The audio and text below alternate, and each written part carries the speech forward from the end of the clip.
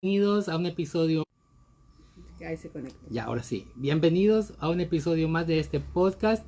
Soy Javier Mayorga, Adriana Vera, los que les van a acompañar durante estos próximos minutos. Y el día de hoy vamos a avanzar en esta serie de episodios que tenemos. Y vamos a hablar un poquito acerca de diferentes técnicas de riego y fertilización para principiantes. Si eres de las personas que piensa que tiene mala mano o que sospecha que tiene mala mano, ven, pégate con nosotros y vamos a platicarlo bien. Entonces, ¿qué me dices, Adriana? Empecemos saludando a la gente el día de hoy. Como siempre, le encanta hablar, eso es algo. Bueno, a las dos nos gusta hablar. Bueno, muy buen día, mis reinas bellas, a todas y cada una de las personas que nos ven y a las que pues posteriormente nos verán en estos podcasts que estamos realizando para quitarnos ese miedo de tener plantas en nuestra casa porque creemos que tenemos mala mano o porque simplemente no se nos da. ¿Ya? El día de hoy vamos a ver uno de los episodios, que en este caso es el episodio número 4, técnicas de riego y fertilización. Vamos a hablar acerca primero del mal hábito de riego. A veces cuando hablamos de mal hábito de riego estamos diciendo porque pienso que la planta necesita agua, simplemente la riego. O a veces, como hablábamos en anteriores episodios, decíamos que siempre nos dicen en el vivero 2 veces por semana o 3 veces por semana y eso es todo. No, en este caso cuando decimos mal hábito de riego me refiero a que yo únicamente me dejo llevar por lo que creo que le hace falta a la planta, más no lo que la planta necesita. ¿Ya? Entonces es muy importante que allí nosotros analicemos eso. No necesariamente todas las plantas necesitan ser regadas al mismo tiempo. Si tú tienes ya 2, 3 o bueno, las plantitas que tengas, las adquiriste hace poco, tienes que analizar que si son de diferente especie van a tener necesidades diferentes, por ende necesidades diferentes de riego. Sí, es muy importante que analices eso. Y como digo yo, siempre nosotros tenemos el mejor medidor de humedad que puede existir en el mundo, que son nuestros deditos, nuestras manos. ¿Ya? Entonces simplemente introducir nuestros dedos en el sustrato y sentir si está húmedo todavía o a su vez si es que está seco el sustrato. Entonces, yo tengo una duda antes de continuar. ¿Ya? Yo hablo de parte de todos los que hemos tenido problemas, porque yo también en algún momento la peleé y la verdad es que no me fue nada bien. Y a veces con el tema de la humedad, o sea, para mí en términos generales, sin tener mucha experiencia, pienso, planta necesita agua y luz. Ayer ya hablamos bastante acerca de la luz también. Perfecto, sí. Sí. Pero no es cierto tampoco que yo pueda aplicar la misma cantidad de agua a la una y a la otra. Si tenga 3, 4 plantas diferentes que las compré simplemente porque me parece que en juego van bien. Ese es un argumento que puede ser válido para una persona que no tiene mucha conexión con las plantas, por lo menos que no tiene mucho conocimiento de plantas y que las puso en su sala. El tiempo no le da más para tener unos cuantos minutos en la mañana, agua y agua. O sea, no está bien eso. No, por eso les decía cuando recién iniciamos que cada planta, si no pertenece al mismo género, tiene necesidades diferentes, ¿sí? Entonces es muy importante que analices primero eso. Si las plantas que tú tienes son plantas de interior, ¿ya? En este caso, a pesar que sean plantas de interior, igual tienen necesidades distintas. Por darte una idea, en el caso de los filodendros, son plantas que requieren estar húmedas, ¿ya? Las aglaonemas les gusta estar término medio. Las cunas de Moisés de igual manera, ya les gusta estar prácticamente, digamos así, entre húmedo y seco. Entonces, término medio. Pero hay plantas como son que ahora vemos que están bastante en el empezando, digamos así, las plantitas carnívoras, ¿ya? Entonces esas le encantan a mi esposo y les comento algo, pues aquí en mi jardín todavía no las tengo, ¿ya? Pero ellas necesitan y requieren estar siempre mojadas, por no decirlo así, entonces requieren una alta cantidad de agua. Ahora sé lo ¿ya? que me falló. Entonces, bueno, bueno, ese es otro cuento, sí. Pero bueno, entonces es muy importante que nosotros tomemos en cuenta eso, que tenemos que tener un hábito de riego, pero analizando la necesidad, el género o el tipo de nuestra planta, ¿sí? No por el hecho de que estén dentro de casa, porque igual tenemos que analizar esto, así estén dentro de casa, sean de interior, van a estar ubicadas en diferentes partes. Y cada una de ellas, de pronto, no solo el hecho de que estén en diferente lugar, va a ser también que el agua se evapore mucho más rápido, sino también el tamaño.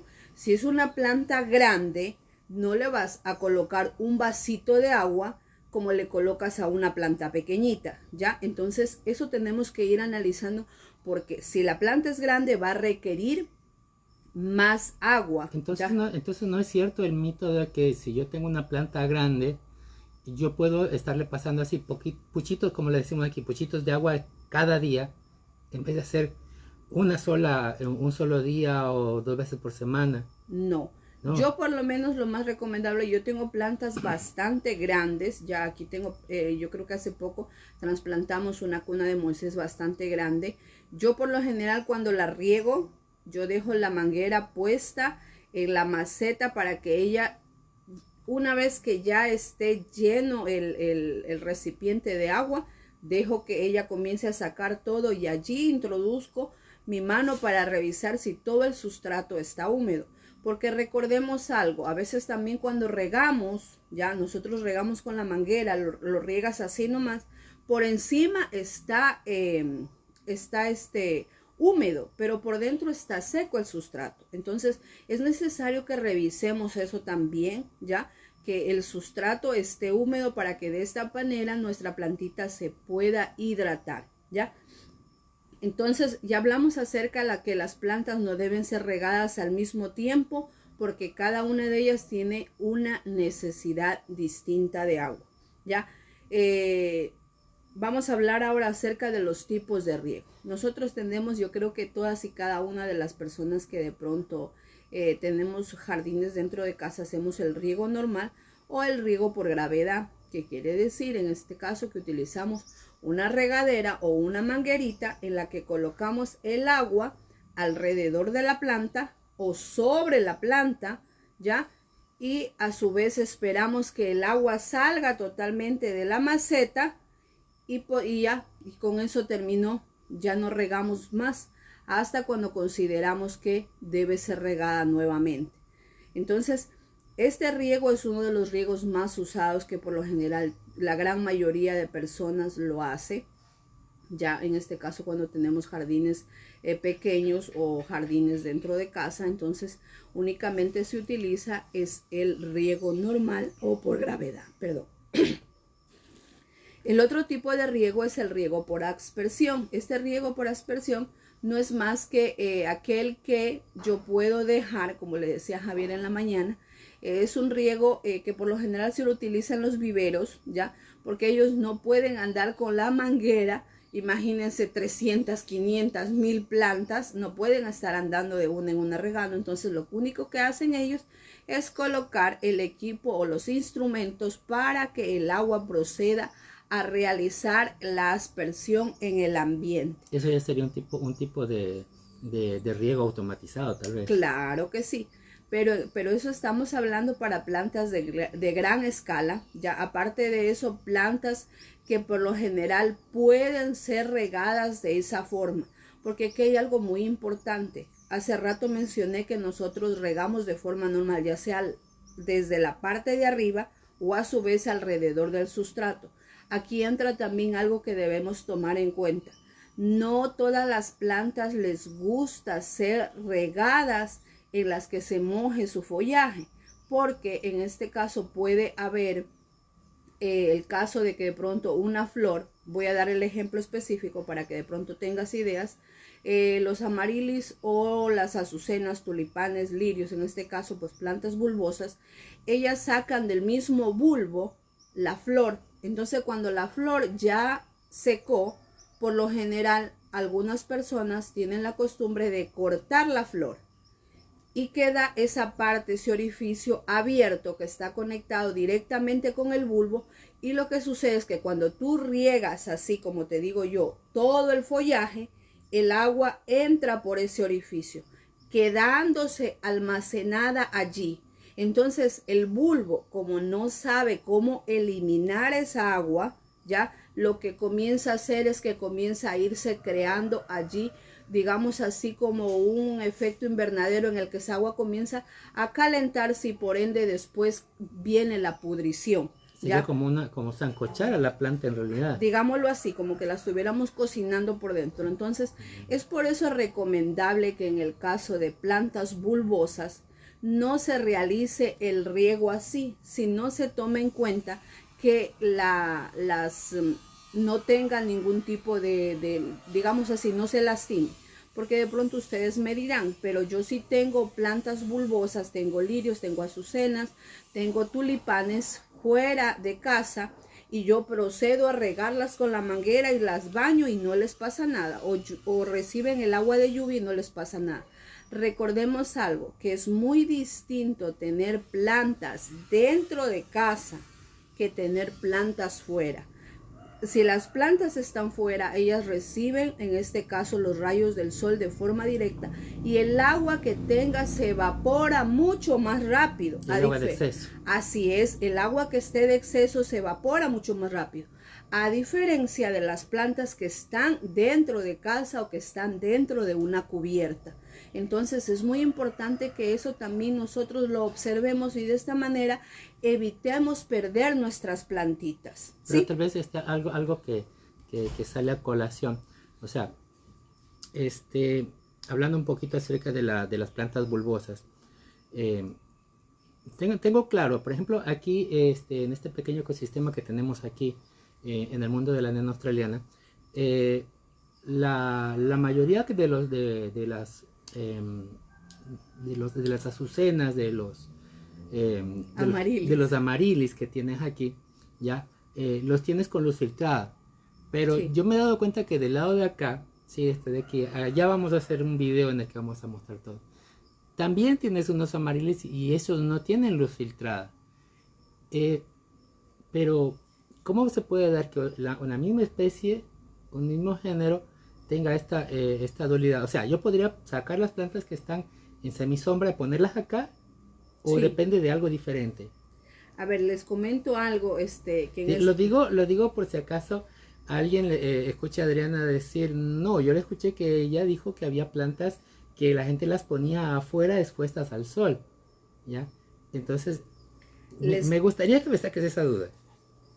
Bueno, a ver, les comento algo. Los amarilis o las azucenas sí son plantas que resisten el sol, si las puedes tener recibiendo sol, ¿ya? Pero ¿por qué razón yo las tengo bajo cubierta y otras no las tengo bajo cubierta?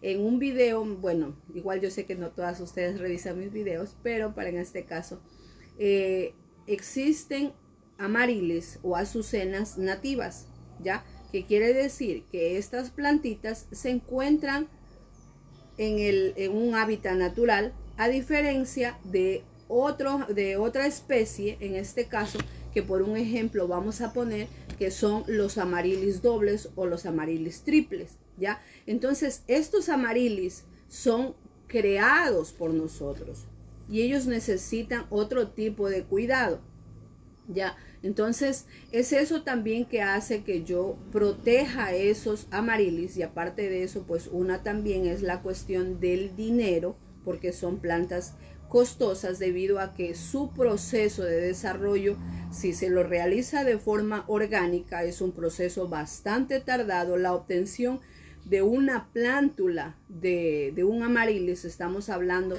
de 4 o 5 meses, y para que la planta ya comience a florecer, o sea, un bulbo ya casi adulto tiene que pasar de 5 años en adelante. Entonces, es un proceso largo, es por eso que muchas de las personas que tienen este género como colección las cuidan bastante. Pero les comento algo, que no solo el hecho de tenerlas bajo cubierta quiere decir que las tengo protegidas.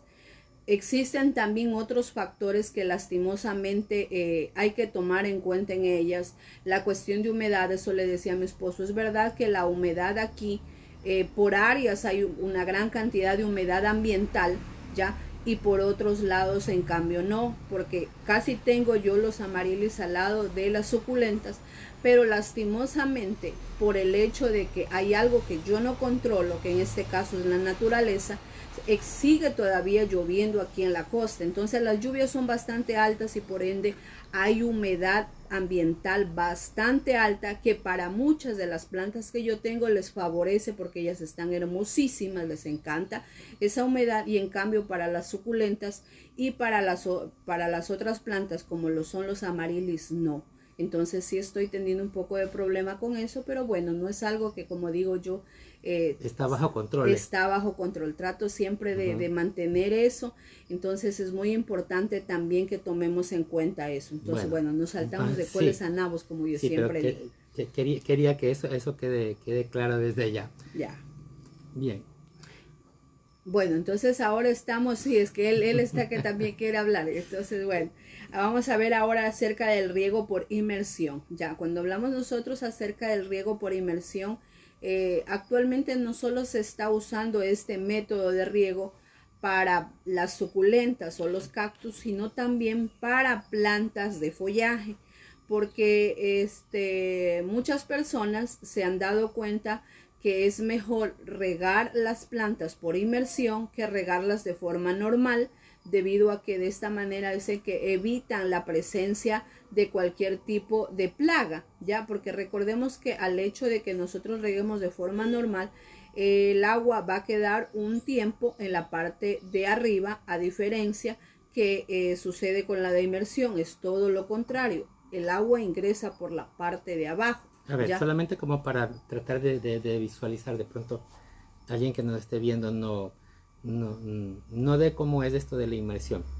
Yo he visto, aquí está la experta para que me corrija, yo he visto que por lo general agarran la maceta completa, sí, la agarran completita, y por lo general tienen una tina llena de agua. Un recipiente. Ya, sí. pues una tina, un recipiente, un balde, como mejor sea.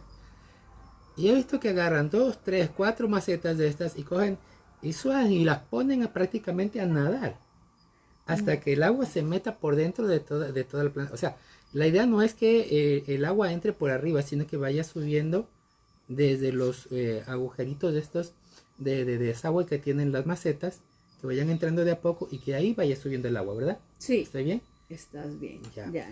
Entonces, Bueno, eso de ahí es prácticamente la inmersión. La inmersión. Pero ahora, bueno, él dice que se cubre toda la planta. Sí he visto videos en los cuales se cubren todas las suculentas, ya. Pero en este caso yo les comento que con las que yo he tenido alguna vez probé eso. Y lo que pasó es que se pudrió toda la planta. Entonces, por lo general comprendí que sí. Y sí he visto a amiguitas que tienen suculentas y suculentas bellísimas, ¿ya? Ellas realizan el riego por inmersión, pero no para cubrir toda la planta, solo colocan es hasta donde, digámoslo así, la maceta pueda absorber el agua, no para que cubra toda la planta. Sería hasta el nivel de donde llega la tierra o el sustrato. Así es, ni tanto, menos, ni que, porque si no se sale el sustrato, ya.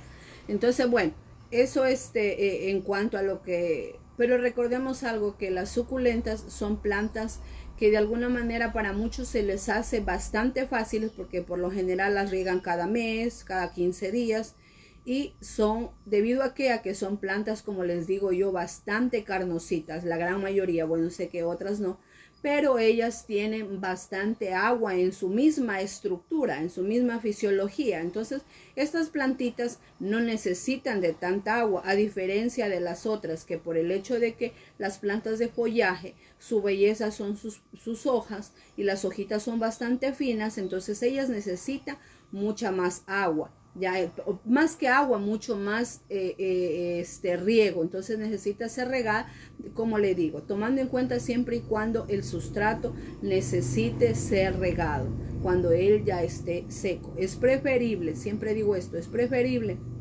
recuperar una planta de deshidratación que recuperar una planta con exceso de agua y pudrición. Ya es algo imposible. Bueno, y de ahí tenemos el que ahora le decía yo, comentando hace poquito a Javier, el riego que se está comenzando a usar bastante, el riego por goteo, ¿ya? En este caso existen en el mercado instrumentos o aparatos que se están utilizando para que de esta manera le facilite el trabajo de riego a aquellas personas que no cuentan con ese tiempo, ya. Entonces, y tienen formas, ya, estos instrumentos tienen formas de pajaritos, de pollos, de ranitas, bueno, diferentes formas, o simplemente algo que puedes colocar detrás de la plantita, digamos como que fuera una botella. Introduces el agua, cierras, presionas el botón y comienza a caer gotita por gotita directamente en el sustrato, porque estos aparatos son introducidos en el sustrato y luego proceden a ir regando la gota por gota hasta cuando ya hayan terminado de regar todo. Entonces, esa es una forma en la que va la planta a mantenerse hidratada, ¿ya? No va a necesitar riego, únicamente solo cuando ya se haya terminado, en este caso el recipiente, el depósito, ya se haya terminado el agua, vuelves nuevamente a llenar y de allí el proceso se lo hace automático. Yo el otro día vi en un video que alguien estaba enseñando cómo hacer estos recipientes. Los hacen con botellas. Sí, los he visto que lo hacen con botellas, pero el único detalle y lo que sí me preocupa, o sea, ahora que estamos hablando tanto acerca del riego y sobre todo ese principio básico del que nos explicas, que es más fácil recuperar una planta seca que una que esté bañada con exceso de agua y ya prácticamente podrida, es que cuando se los hace estos dispensadores, se podría llamar, de manera manual, hay muchos factores que nosotros no controlamos y que podrían ser perjudiciales para la planta. O sea, no me refiero a que no lo hagas. Me imagino que ya debe haber un montón de tutoriales de cómo hacer estos aparatitos. Sí. Pero cuando se trata de estos aparatitos hechos de fábrica y sobre todo de marcas especializadas, pues ya hay alguien responsable que si resulta que te dio de más la cantidad de gotas adecuada para cada planta que no se podía regular, digamos que hay el nombre de una empresa que es la que debería de responder en su caso. Pero hay un detalle: cuando armas de estas cositas, digámoslo así, no puedes controlar la cantidad de gotas. No hay manera de cómo controlarlo de una manera efectiva.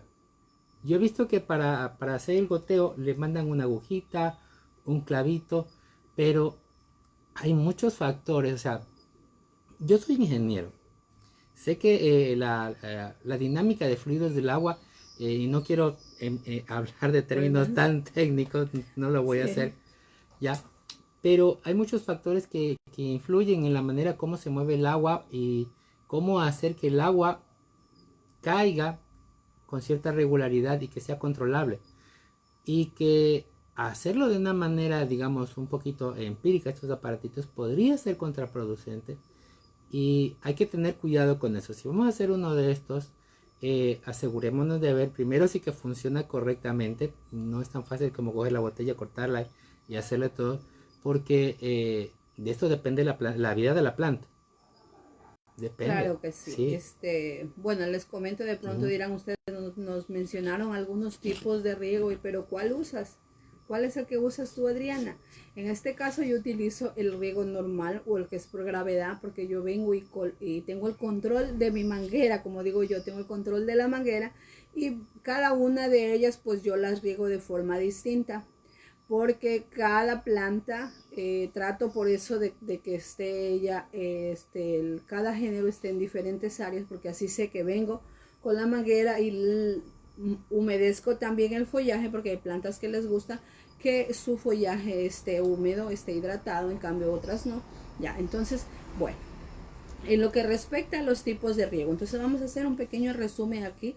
Es muy importante que tú tomes en cuenta siempre esto, que tu plantita te va a indicar cuando ella necesita agua. Es muy importante, también podemos dejarnos llevar por las señales que las plantas nos dan. Si tú tienes plantas de follaje, ellas se van a poner tristes, apagaditas, entonces sus hojas caídas, ellas se van a poner como desmayadas, digo también.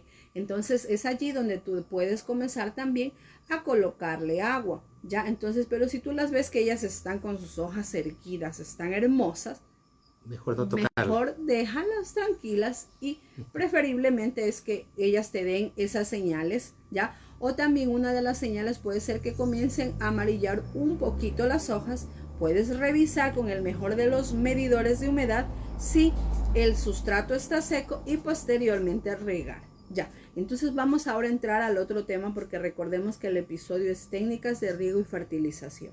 Vamos a hablar acerca de la fertilización o el abonado. Aquí antes de empezar quiero hacer una aclaración muy importante. La fertilización no es más que un método que se utiliza químicos. Acaba de llegar un precioso jardín. Oh, sí. No lo podemos enfocar.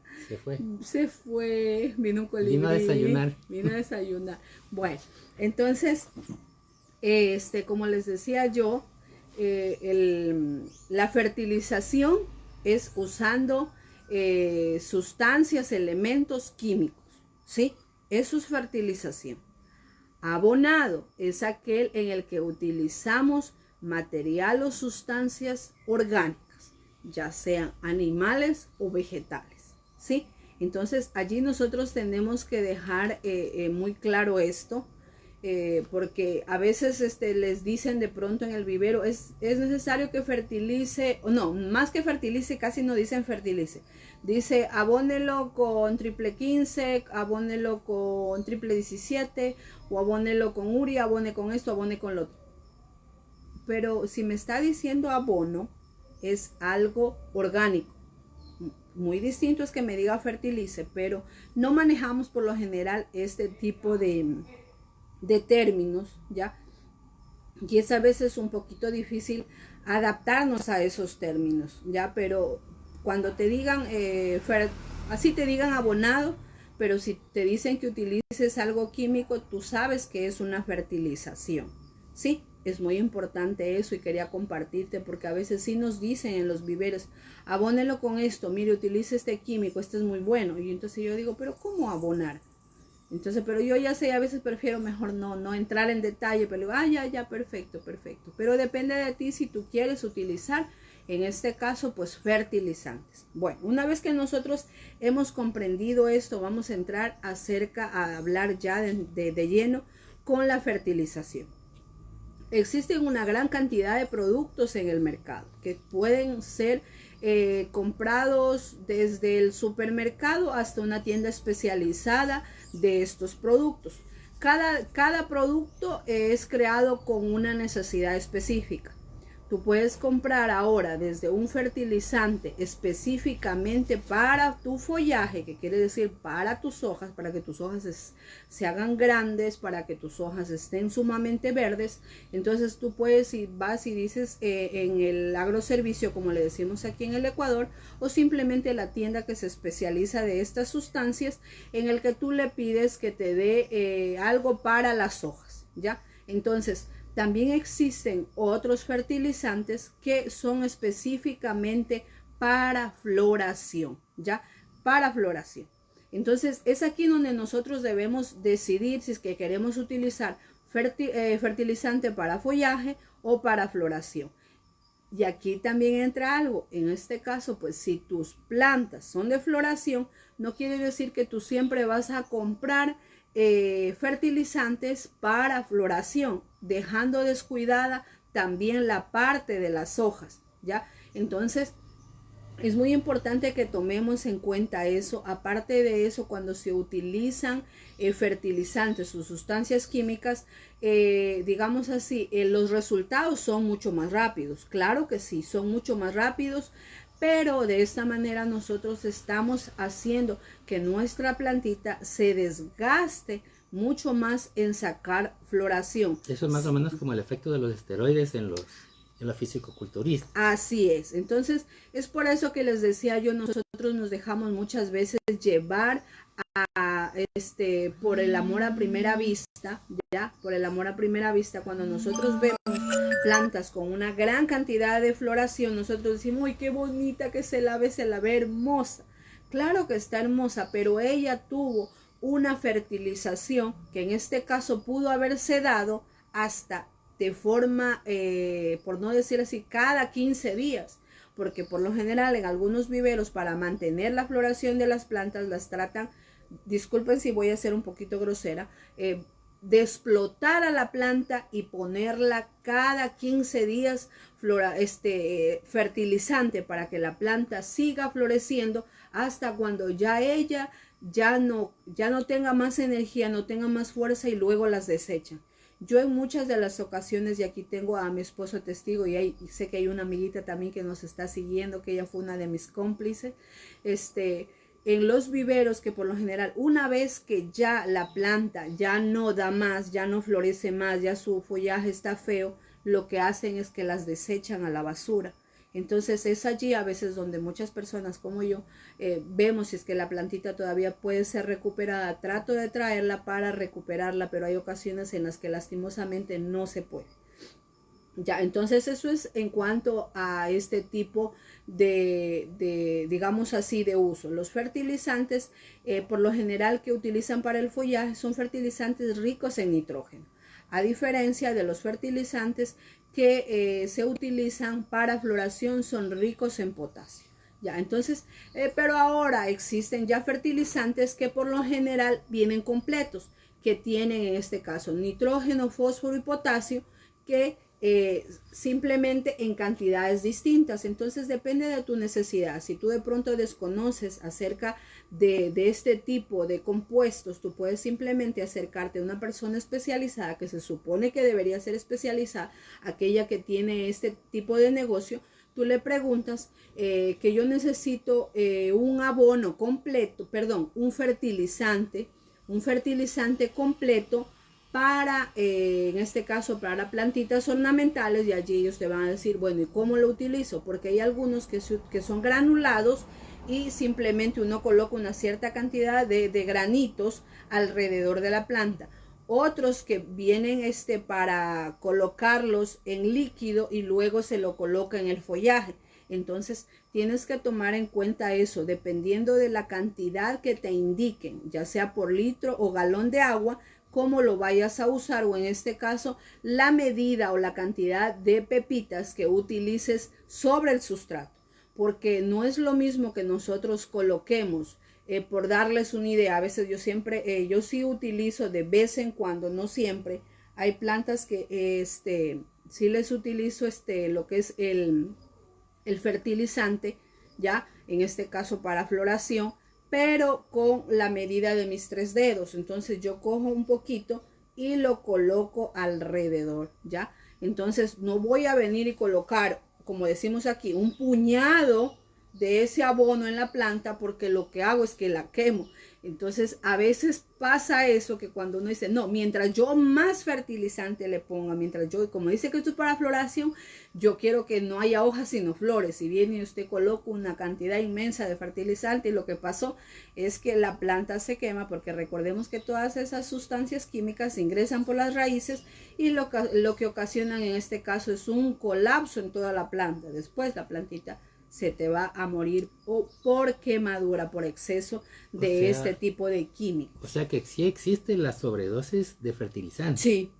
Sí, sí, en este caso sí se pierden muchas plantas por el desconocimiento de la cantidad de fertilizantes, así como también por fungicidas. Bueno, eso es otro tema. Sí. ¿Y qué hay acerca de los abonos? A nosotros les cuento de pronto a los que recién se están conectando con el mundo de la nena australiana en las diferentes redes. A nosotros nos pasó algo interesante en un video desde noviembre, me parece que está, en el que brindamos consejos de cómo engordar bulbos. Oh, sí, ya me acuerdo. Sí, y hubieron algunas personas que prácticamente cogieron el consejo, digo yo, de estas personas que no le dedican el tiempo suficiente y aplicaron mal el consejo. En realidad vimos lo que hicieron y el resultado fue desastroso. Por eso, si se ponen a ver un video donde que quieren aprender algo, denle unas 2 o 3 vueltas, por lo menos. Yo sí soy bastante...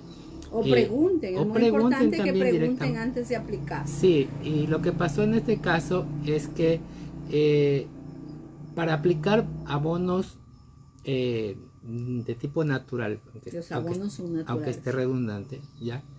Hay ciertas cositas que tenemos que conocer. Entonces, yo creo que con esa introducción ya más o menos sabes para dónde quiere llevar la conversación. Les comento acerca de qué fue lo que pasó. Nosotros, bueno, en ese video yo mostraba uno de mis mayores orgullos como mamá plantil, ya un bulbo bastante grande. Bueno, ahora tengo algunos bulbos bastante grandes que los he obtenido por el uso de abonos, en este caso abono de gallina y abono de vaca. ¿Ya? Entonces, que no es más que el excremento o la popó de los animales reposado.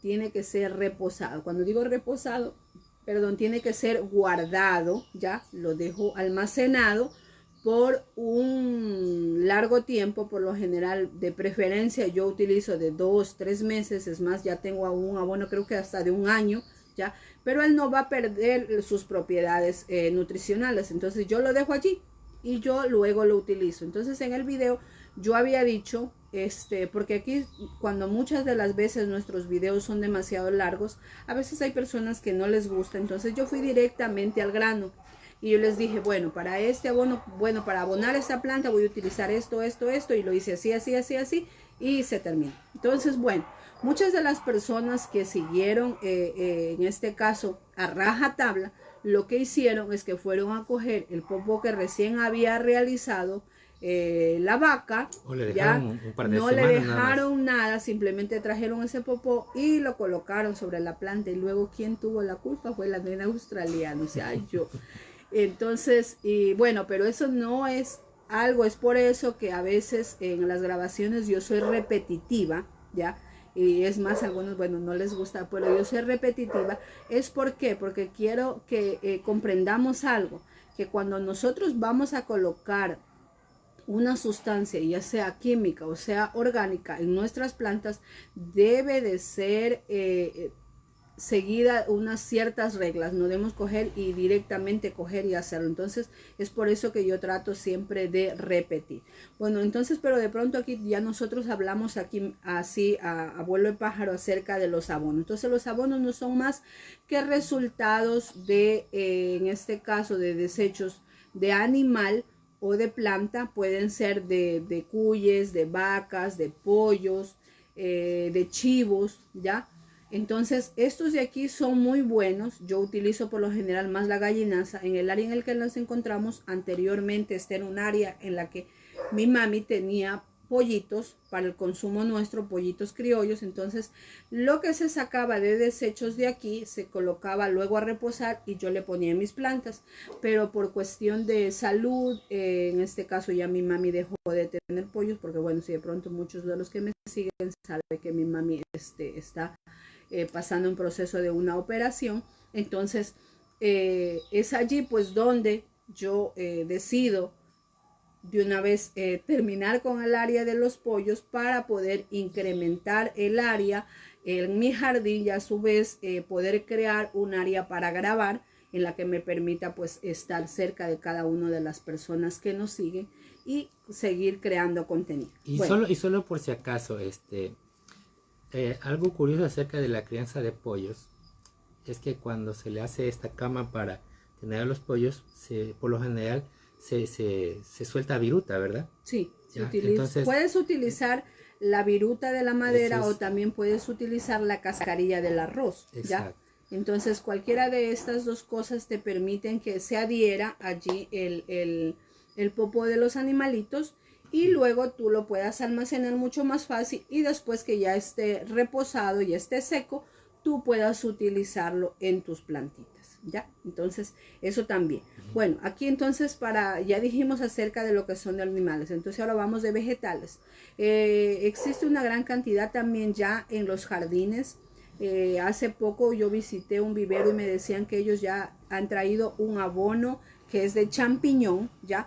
Que no es más que el resultado de las raíces de los champiñones descompuestos con el sustrato sobre el cual en este caso esta plantita es cultivada y luego pues comercializada, ¿no? Entonces ellos traían eso y que era muy bueno, no lo compré, ¿ya? Y que era muy bueno. Entonces otros también que realizan es el compost o simplemente utilizan el método en el que se seca todo lo que se saca de la cocina y luego se lo utiliza en las plantas. Entonces eso también es un abono, abonos que sirven para nuestras plantitas. Entonces ellos son también en algunas partes, por lo general más en lo que es la sierra. Bueno, casi aquí en la costa no lo he visto, pero bueno, en algunas partes sé que sí lo hace. Cuando se hace la producción de maíz, en este caso ya la cosecha se ha dado, ellos no desechan, digamos así, la caña o la mata de la cual extrajeron el maíz. Esa planta se queda y luego es removida a la tierra y puesta allí mismo. Quiere decir que la plantita se va a descomponer directamente en la tierra. Entonces están reutilizando eso. Actualmente no sé si todavía se lo sigue realizando así, pero en mi tiempo, cuando yo era pequeña, sí se hacía. Y ya cuando vine yo acá también a cultivar, por donde el sector que vivo, cuando había espacio para cultivar, pues también nosotros lo hacíamos así. Actualmente en algunas partes lo que hacen es que simplemente sacan todas esas plantas, ya sean de maíz, de arroz o cualquier otro tipo de producto, y la queman. Entonces están perdiendo todos los nutrientes que esa planta tiene y que por lo general debería volver al suelo. Es por eso que yo digo que lastimosamente el ser humano está destruyendo mucho la naturaleza, pero mientras no hagamos conciencia de eso, seguiremos pues tratando nosotros, los amantes de las plantas, de crear nuestro propio paraíso verde en el que nosotros podamos crear nuestro propio oxígeno, si se puede decir de esta manera.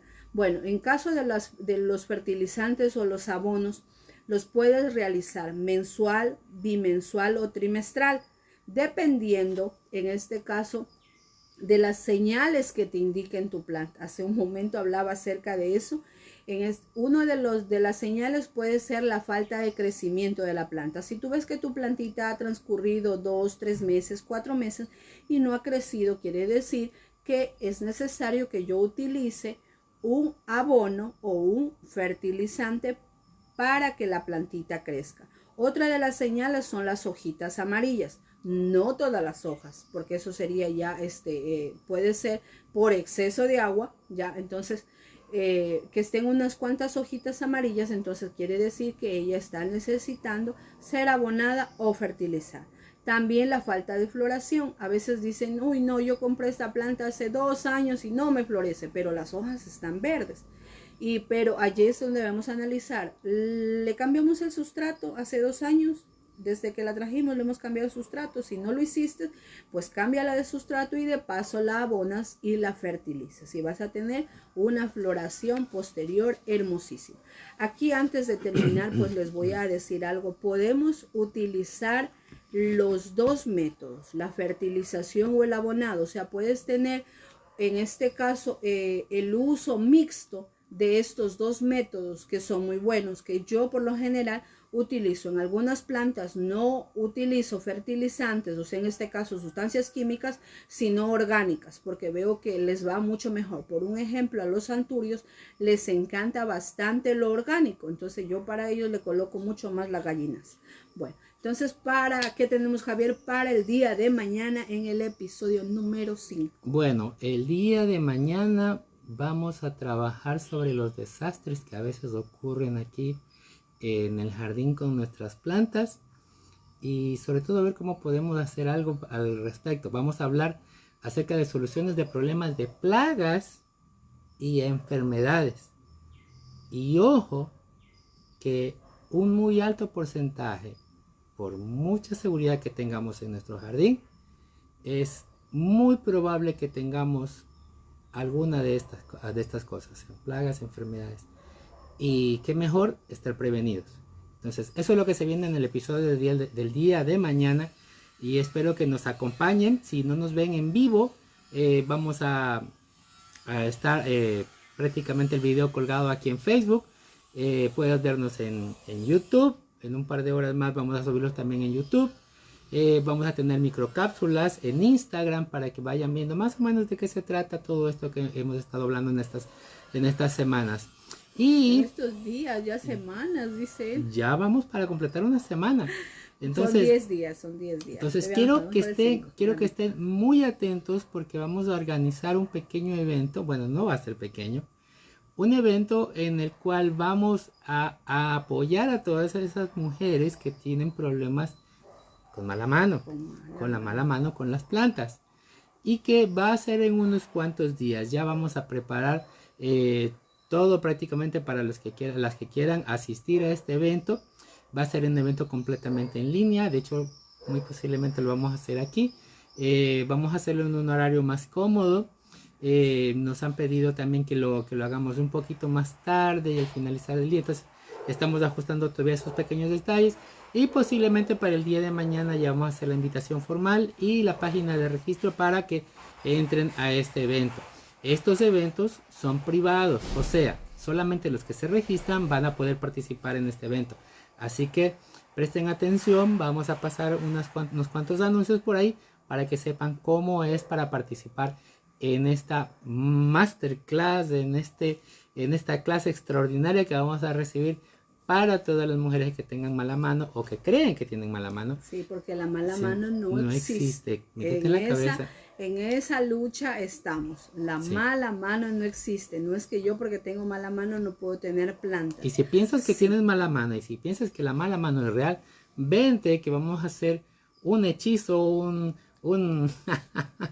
no es un hechizo, es una ceremonia donde vamos a acabar con tu mala mano. El asunto es que nadie debería de cargar el peso de decir no puedo, soy una persona incompleta porque las plantas me huyen, no funciona esto para mí. Este evento es específicamente para ustedes, así que no se pierdan. Vamos a estar pendientes de las redes sociales y les vamos a esperar en este evento que va a ser de aquí a la próxima semana. Entonces, de mi parte, nos despedimos. Javier Mayorga, Adriana Vera, Javier Mayorga, discúlpame, ella va primero. Bueno, no importa, y eso es lo importante es que se despiden. Bueno, mis reinas bellas, a todas y cada una de ustedes, pues muchísimas gracias por regalarme un poquito de su tiempo y espero que hayan aprendido algo más. Y aprovecho para realizar un saludito para Chelita, que ella me había dejado un mensajito muy hermoso en el que me daba las gracias por conocer. Ya miren, también tenemos por allí a Amelia, Emma y la señora María. Pues un fuerte abrazo de aquí, de Naranjito, Ecuador, para ustedes. Pues esperemos que sigamos creciendo. Bueno, ha sido un placer estar con ustedes. Nos despedimos. Besitos, chau, chau. Recuerden, mi jardín me entretiene y nada me